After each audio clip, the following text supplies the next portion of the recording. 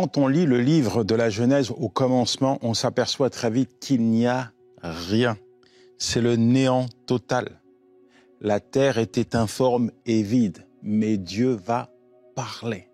Dieu va ordonner, Dieu va créer la vie à partir de rien. Il va créer l'homme à partir de la poussière. Ce que je suis en train de te dire, c'est que là où il y a un chaos, où il n'y a rien, Dieu voit une opportunité de manifester sa gloire. J'aime cette image aveugle de naissance. Cet homme ne voit rien. Il ne voit rien. Les disciples de Jésus vont le voir et lui disent « Mais pourquoi il est né comme ça? Quelle est la raison de cette cécité? Est-ce à cause d'une des fautes de ses parents? A-t-il fait quelque chose de mauvais? » Dieu, non. Il dit non. Jésus va leur dire « C'est dans le simple but que la gloire de Dieu soit manifestée. » Ça veut dire quoi? Ça veut dire que Dieu savait un jour qu'au travers de son Fils Jésus-Christ, il allait manifester sa gloire dans la vie de cet homme en lui rendant la vue. Jésus-Christ va être l'auteur d'un miracle, il va rendre la vue à cet aveugle. Est-ce que aujourd'hui tu vis des choses particulières, tu as l'impression d'être dans un chaos et tu te dis « je ne vais pas m'en sortir ». Je te le dis, et c'est ce qu'on va développer au cours de cette émission, du chaos à la création. Là où il y a un chaos, il y a une opportunité, il y a une porte ouverte à la manifestation de la gloire de Dieu. J'ai un ami qui malheureusement est très très malade. Il est sur un fauteuil roulant invalide et il ne peut pas bouger, il ne peut pas parler, il ne peut pas manger seul, il ne peut pas se laver. Et il y a une aide-soignante qui vient s'occuper de lui. Et au lieu de vivre dans le chaos, au lieu d'être emmuré dans cet état d'invalidité, tu sais ce qu'il fait? Il témoigne de l'amour de Dieu. En fait, il a compris, il a réalisé que, quelles que soient les étapes, quel que soit ce qu'il est en train de vivre, Dieu a toujours une porte ouverte pour se manifester, que ce soit dans sa vie, que ce soit au travers de lui. Et il dit, il prie pour les gens. Et dernièrement, il m'a envoyé un message, j'ai prié pour ma aide-soignante qui était malade, elle a été guérie. Et elle est partie témoigner de ce qui s'était passé. C'est incroyable. C'est incroyable de voir combien Dieu, en fait, est celui qui apporte la vie là où il n'y a plus rien. C'est incroyable de voir à quel point nous sommes appelés à être non seulement les acteurs, mais également des spectateurs de la gloire de Dieu. Regarde le monde. Tout ce que tu vois, entre guillemets, la création, je parle de la création, c'est un effet de la gloire de Dieu. Quand tu vois la lumière, le soleil, la lune, la mer, les oiseaux, les animaux, tout ça, c'est Dieu qui les a créés. Tu ne peux pas nier le fait que la création manifeste la gloire de Dieu. Tu ne peux pas nier le fait que Dieu a créé toutes ces choses alors qu'il n'y avait rien. À partir de rien, il a apporté la vie. Regarde-toi dans la glace. Tu es la preuve manifeste de la gloire de Dieu. Le psalmiste disait, je te loue Seigneur de ce que je suis, une merveilleuse créature. C'est incroyable. En fait, j'aime à dire, quand je vais dans les églises, vous voulez voir un miracle? Les gens me disent, oui, je veux voir un miracle. Regardez votre voisin. Regardez votre voisin. C'est un miracle ambulant. C'est la preuve même de l'existence, de la puissance créatrice de Dieu.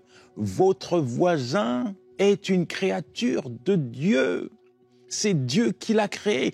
Et nos yeux sont appelés à contempler les merveilles de Dieu. Et quand tu vois une merveille, quand tu vois quelque chose qui dépasse toute compréhension humaine, qui vient, qui a été produit par Dieu, alors tu es spectateur de la gloire de Dieu. C'est ce qu'on va voir au travers de cette émission.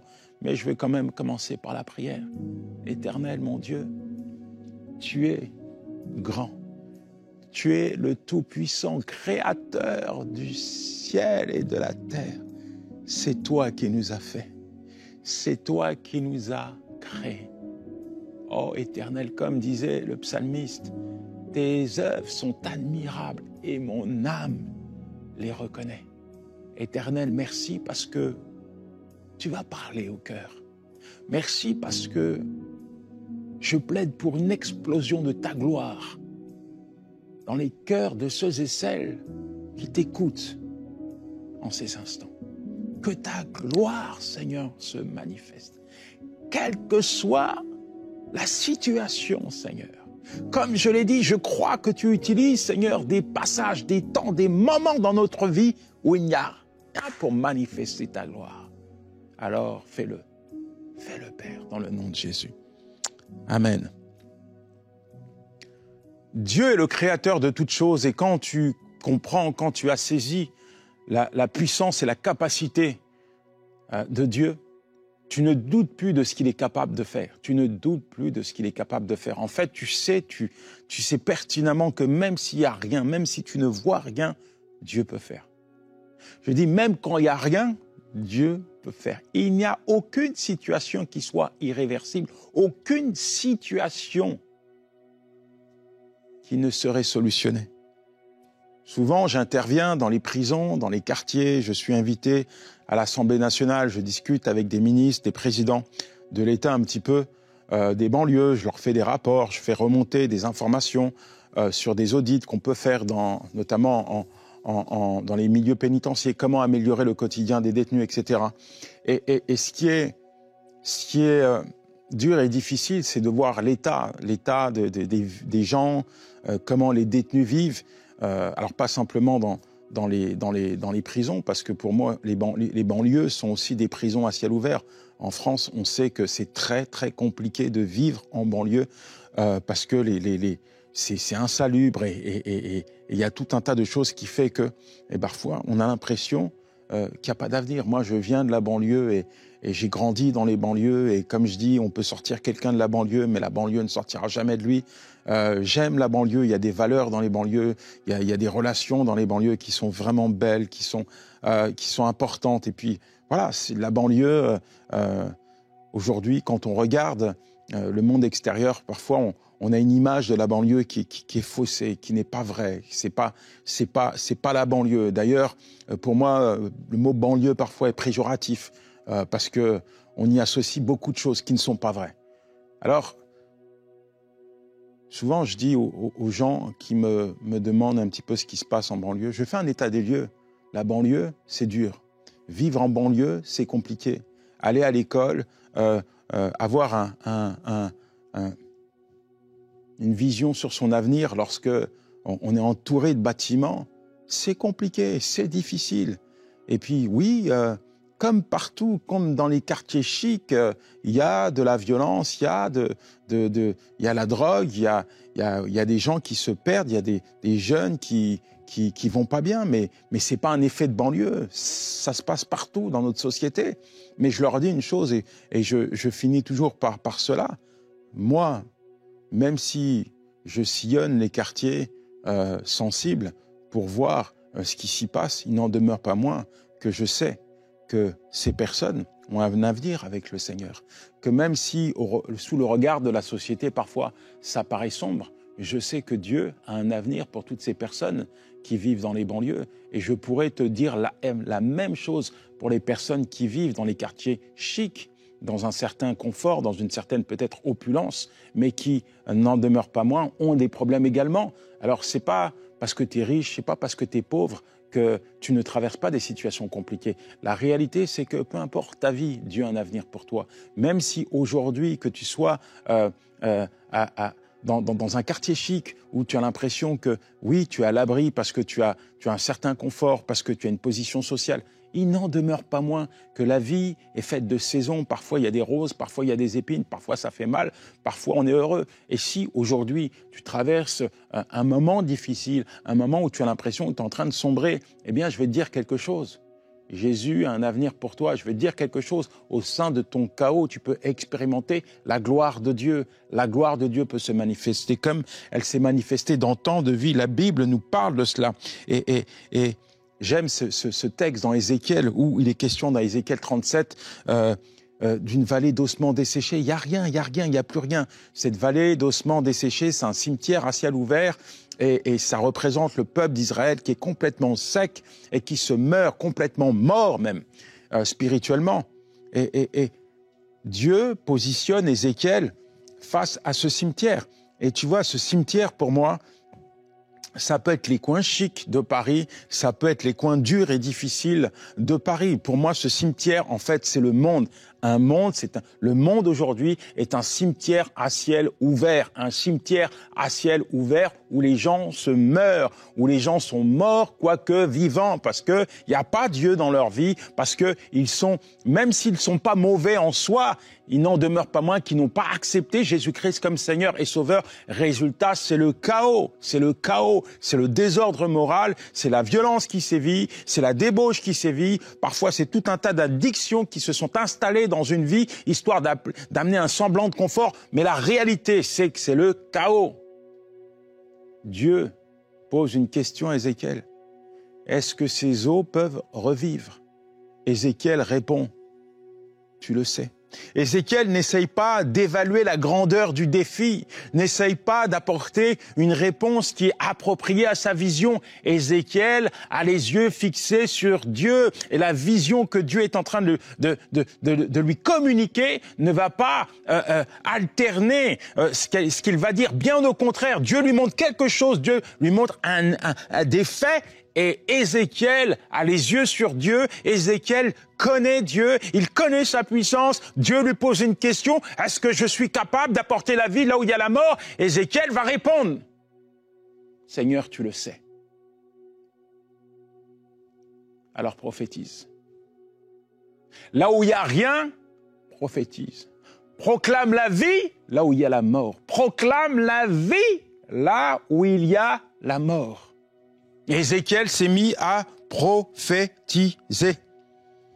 Et au sein de ce cimetière, eh bien, on va voir une résurrection. En fait, ce cimetière, là où il y avait des morts, va devenir une scène du miraculeux de Dieu. Aujourd'hui encore, face à cette réalité que représente notre monde, notre société, Dieu nous pose une question. Au sein même de ce chaos, est-ce que je suis capable d'apporter la vie? Est-ce que je suis capable de toucher les cœurs les plus endurcis? Est-ce que je suis capable de poser ma main sur ceux qui sont perdus, ceux qui se sont égarés? Est-ce que je suis capable? Est-ce que je suis capable d'apporter la vie? Quelle est notre réponse?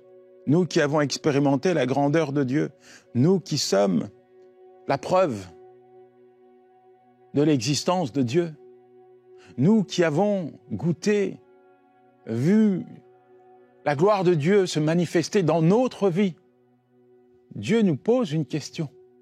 Alors qu'on regarde ce monde, ce cimetière à ciel ouvert, Dieu te demande, est-ce que je suis capable d'apporter la vie? Est-ce que je suis capable d'apporter la vie au milieu de ce chaos? Est-ce que ma lumière peut éclater au milieu des ténèbres? Est-ce que je suis capable? Mais peut-être que tu es tellement figé sur une situation chaotique que tu te dis, je ne sais pas. Je ne sais pas, Seigneur, si tu es capable, parce que dans ma vie, c'est le chaos. Alors comment croire que tu es capable d'apporter la vie alors que moi-même, j'ai l'impression que je suis en train de mourir? La réalité, c'est que peut-être que ce cimetière, pour toi, c'est ta famille. Peut-être que ce cimetière, eh bien, représente une personne complètement morte que tu côtoies tous les jours. Tu es tellement affecté par ce que tu vis, par ce chagrin qui s'est installé sur ton cœur que tu vas pas plus loin parce que tu mènes un combat qui est déjà trop lourd, trop difficile pour toi. Alors, je vais te dire quelque chose. La gloire de Dieu se manifeste dans ta vie. La gloire de Dieu aujourd'hui peut se manifester dans ta vie, et non seulement dans ta vie, mais dans la vie des autres. Je vais te dire quelque chose. Les bienfaits de Dieu sont attachés à ta vie. La puissance de Dieu est attachée à ta vie. Alors que tu t'occupes des affaires de Dieu, Dieu s'occupe de tes affaires. Cherchez premièrement le royaume et la justice de Dieu, et tout le reste vous sera donné par-dessus. Aujourd'hui, je crois, je suis même convaincu que non seulement Dieu est capable d'apporter la vie, là où il n'y a plus rien dans ta vie. Mais il est capable également de faire au-delà. Tu m'entends? Au-delà. D'aller toucher ta famille, d'aller toucher ton pays. Il est capable de se manifester d'une manière probable, visible et palpable. Il faut juste que tu comprennes que il est celui avec qui tout est possible. Il n'y a rien d'impossible à Dieu. Rien. Là où il y a la mort, il est capable d'apporter la vie. J'aime ce texte. Jean 11, verset 43, il est question de Lazare qui est mort. Mort. Cette fois, il est mort. C'est pas une vision, c'est pas la vision d'Ézéchiel. Là, il y a une mort, c'est l'ami de Jésus qui est mort. Là encore, quand on apprend cette nouvelle à Jésus, il dira, cette maladie n'est point pour la mort, mais elle est pour la manifestation de la gloire de Dieu. Cette maladie n'est point pour la mort, mais elle est pour la manifestation de la gloire de Dieu. Ça veut dire que Dieu va l'utiliser pour manifester sa puissance. Là où il y a la mort, il va apporter la vie afin que les gens puissent voir qu'il est le Tout-Puissant. Alors Jésus-Christ arrive, tout le monde est en larmes, tout le monde court. Marthe, Marie sont là. Seigneur, si tu avais été là, mon frère ne serait pas mort. Oui, mais il est là. Il est là. Il est là. Ah, si tu avais été là, Seigneur, je ne serais pas dans cet état. Si tu avais été là, Seigneur, ma vie ne serait pas chaotique. Si tu avais été là, Seigneur, je ne traverserais pas cette situation. Si tu avais été là, Seigneur. Mon ami, les si préparent un enterrement et non une résurrection. Avec Jésus, il n'y a pas de si. Avec Jésus, il n'y a pas de si. Jésus-Christ dira à Marthe, ne t'ai-je pas dit, si tu crois, tu verras la gloire de Dieu. Jésus-Christ dira à Marthe, ne t'ai-je pas dit, si tu crois, tu verras la gloire de Dieu. Alors que Jésus demande où on l'a mis, il est où Lazare? Marthe vient et ça fait 4 jours qu'il est mort, il sent déjà, c'est trop tard, il n'y a plus rien à faire, laisse-le dans cette grotte. Jésus la remet sur les rails de la foi, elle est dans le doute, dans l'incrédulité, quant à la manifestation que Jésus-Christ est capable d'opérer maintenant, alors elle essaie de retenir le Seigneur, de l'empêcher de manifester sa puissance. Seigneur, c'est pas la peine, ça fait 4 jours, c'est fini, c'est terminé, la mort a frappé, mais Jésus lui dit, ne t'ai-je pas dit, si tu crois, alors, tu verras la gloire de Dieu se manifester. C'est la même chose pour toi. Quel que soit le chaos qui est autour de toi, quel que soit le chaos qui s'est installé dans ta vie, si tu crois,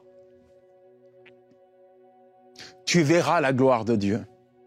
Je dis, si tu crois, tu verras la gloire de Dieu. Les psychiatres qui étudiaient ma personnalité quand j'étais jeune ont apporté une conclusion à mon égard. Ils m'ont dit, monsieur, vous êtes mort. Vous n'avez pas de sentiments, vous n'avez pas d'émotions, vous ne parlez pas, vous ne communiquez pas, vous ne dites rien. Et ils avaient raison, j'étais mort.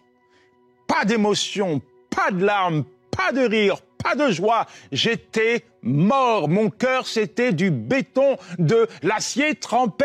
Mais un jour, la parole de Dieu a résonné dans mon cœur. Un jour, j'ai décidé de dire oui à Jésus-Christ. Et tu sais quoi? Et il m'a ramené à la vie. Quel que soit ton chaos, quelle que soit ta situation, même si le monde t'a dit c'est fini, même si les médecins t'ont dit c'est fini, peu importe ce que tu traverses, si tu crois, alors tu verras la gloire de Dieu. Lazare sort. Lazare sort. La parole du Seigneur a résonné ce jour-là. La parole de Dieu s'est fait entendre ce jour-là. La parole de Dieu a apporté la vie là où il n'y avait plus rien, là où il y avait la mort, là où il y avait le chaos. La parole de Dieu a ordonné à Lazare de se lever et de sortir de cette grotte. Et le mort se réveilla. Et le mort ressuscita. Et nous retrouvons Lazare debout. Oh, mon ami, la parole de Dieu apporte la vie là où il n'y a plus rien. C'est au travers de cette parole que Dieu a créé le monde et tout ce qu'il renferme. Au travers de cette parole, aujourd'hui, Dieu te parle. Dieu te parle. Comment tu reçois cette parole? La foi vient de ce qu'on entend et ce qu'on entend vient de la parole de Dieu. Comment, dans quelle attitude de cœur tu reçois cette parole? Est-ce que ton cœur est imprégné de doute à cause du chaos qui est le tien? Est-ce que ton cœur est imprégné d'incrédulité à cause du chaos qui est le tien? Est-ce que tu es en train de remettre en question la puissance de Dieu à cause du chaos qui est le tien? Est-ce que tu es en train de te dire c'est trop tard, c'est fini, Dieu ne peut plus rien faire pour moi? Est-ce que tu es en train de discuter, de palabrer, de tergiverser? Est-ce que toi-même, dans tes pensées, tu es tellement enfermé que tu te dis c'est même pas la peine de prier? J'aimerais te dire que la parole de Dieu peut bouleverser tes raisonnements, que la parole de Dieu peut ramener de l'ordre dans tes pensées, qu'au travers de sa parole, Dieu peut apporter de la lumière dans ton chaos, qu'à travers de sa parole, Dieu peut t'apporter la guérison, il peut t'apporter la délivrance, il peut t'apporter la vie. La seule chose que tu dois faire, c'est croire. Si tu crois, alors tu verras ma gloire. Je veux proclamer la parole de Dieu pour toi. Je veux proclamer, décréter cette parole puissante, vivante, cette parole qui touche, qui transperce, qui pénètre le plus profond de notre cœur, cette parole puissante, créatrice, je veux la proclamer sur ta vie, Seigneur. Merci pour ton enfant. Je proclame la vie, Seigneur. Oh, que ta lumière brille au sein des ténèbres, Seigneur. Que ta lumière apporte la vie dans son corps. Je proclame, Père, la guérison dans le corps de ceux qui sont malades. Peu importe ce que les médecins ont dit, peu importe les rapports médicaux, peu importe l'état de ton enfant, je proclame une guérison totale et complète dans le puissant nom de Jésus, maintenant. Oh, opère un miracle. Opère une guérison maintenant dans le corps de ton enfant, dans le puissant nom de Jésus. Oh, Esprit de Dieu, opère des guérisons dans les corps maintenant. Touche et guéris dans le puissant nom de Jésus-Christ. Fais quelque chose que tu ne pouvais pas faire. Si tu as mal au bras, bouge ton bras. Si c'est à la jambe, lève-toi, bouge ta jambe. Fais quelque chose. Pose un acte de foi. Je vois des bras, je vois des épaules là qui sont guéries. Tu as mal à l'épaule, tu n'arrivais pas à bouger ton épaule. Une douleur articulaire. Fais un mouvement. Oh Seigneur, merci pour les cataractes, Seigneur. Je te vois en train de guérir les yeux, les cataractes de ceux qui sont frappés par une sorte d'aveuglement. Oh Seigneur, merci parce que tu opères maintenant une guérison totale et complète dans le nom de Jésus. Je vois les estomacs, tu as mal à l'estomac. Le Seigneur pose sa main sur toi, te guérit totalement. Oh, Éternel, mon Dieu, je veux prier pour les familles, Seigneur. Je prie pour toi, maman. Ta maison, c'est comme un cimetière. Tes enfants, c'est la débauche totale. Tu te dis, ils vont pas s'en sortir. Seigneur, merci parce que tu apportes la vie. Je proclame la vie. Je proclame, tu touches. Maintenant, chaque enfant, tu apportes la vie. Tu inclines leur cœur afin qu'ils puissent se tourner vers toi. Oh, leur puissant sauveur. Seigneur, merci pour cette maman qui ne cesse de pleurer à cause de ses enfants.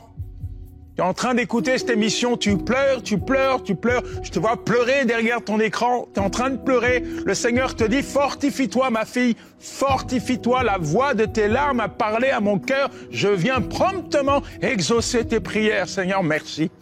Que ta gloire éclate dans ce foyer. Merci parce que non seulement tu vas toucher, mais tu vas sauver ces enfants, mais aussi tu vas les utiliser. Ô Éternel, merci pour cet enfant qui passe son temps dans les boîtes de nuit. Tu es venu et tu viens le chercher maintenant. Tu le ramènes dans ta maison. Oh Éternel, merci parce que tu vas l'utiliser pour ta gloire. Éternel, mon Dieu, je prie, Seigneur, pour que tu puisses apporter la vie au sein de nos quartiers difficiles, au sein des quartiers où il y a de la violence, de la drogue, où les jeunes sont en perdition. Je prie également que tu viennes apporter la vie dans ces quartiers chics où il y a, la débauche, où il y a de la délinquance, où les gens se meurent, où les gens sont déprimés, angoissés, stressés.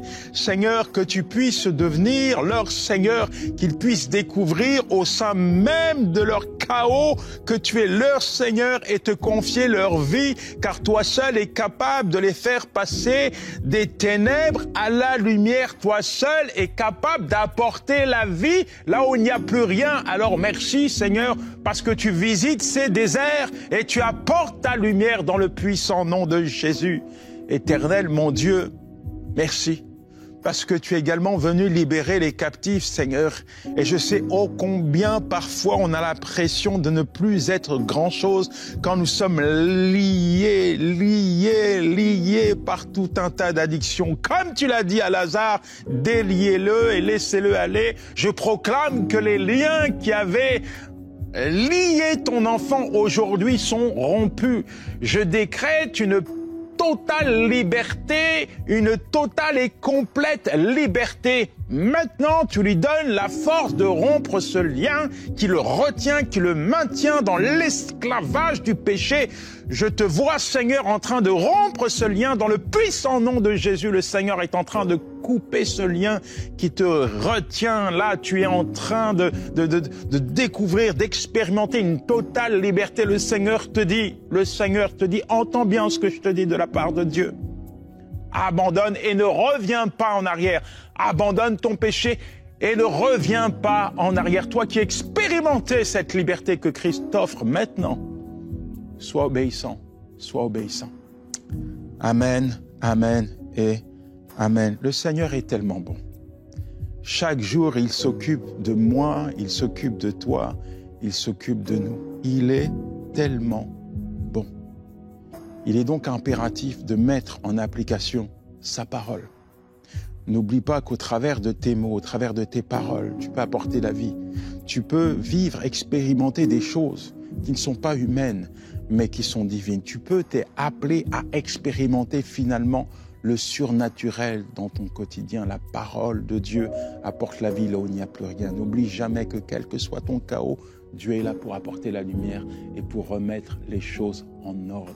Tu es appelé, tu es même condamné à expérimenter la faveur et la gloire de Dieu dans ta vie.